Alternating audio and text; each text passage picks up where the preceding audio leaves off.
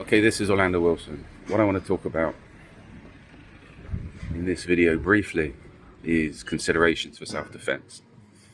And in the close protection business, you need to know how to look after yourself. You need to know how to protect yourself and others. Now, a lot of people put an emphasis on the physical aspects of self-defense without actually looking deeper.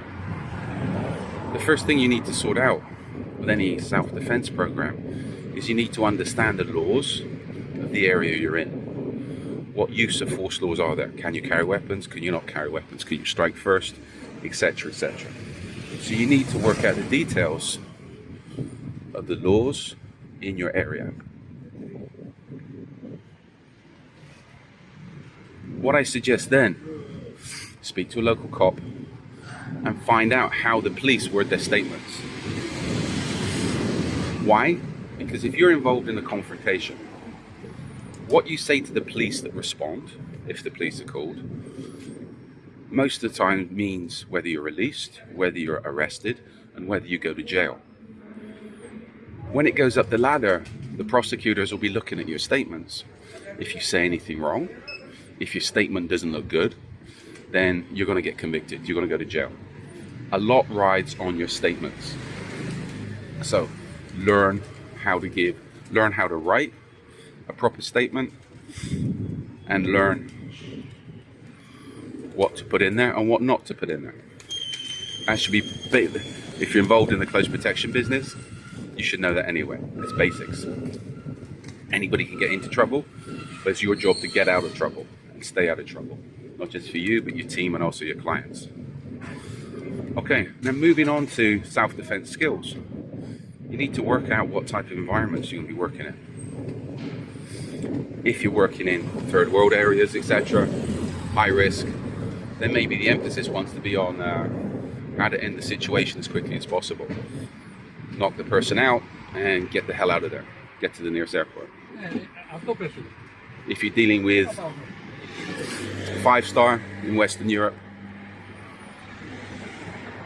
then maybe your emphasis wants to be on arrest and restraint and doing things discreetly. Everything should be done discreetly these days. Why? Because you're always going to be on camera. If you're working 5-star especially, most venues don't want you getting into scuffles with undesirables.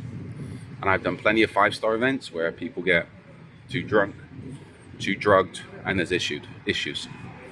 So remember, these days you're always going to be on camera, and what you do needs to be done discreetly. And of course, always use the minimum force necessary, etc. But that depends on where you are.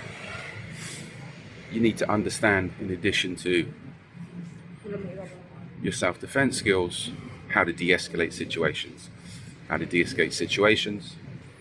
How to read body language, and how to understand to put across desired body language that you want to put across. Sometimes passive, sometimes aggressive. The main thing I tell people these days, when I tell people about self-defense, don't go thinking you're a tough guy, because you're not. Never will be. And if you're dealing with a lot of street criminals, they don't care, they have nothing to lose. It takes a fraction of a second for somebody to stick a knife in you. It takes a fraction of a second for you to be cut up, to be shot. And a lot of street criminals don't care. They kill you, it's good for their credibility. You're just another victim, especially if you think you're a tough guy. I think there's quite a few videos online of a few rappers, security guys being knocked out, beaten up, etc. You know what? For the people doing the beating, it's good for their credibility. So all I can say is do everything possible to avoid the problems.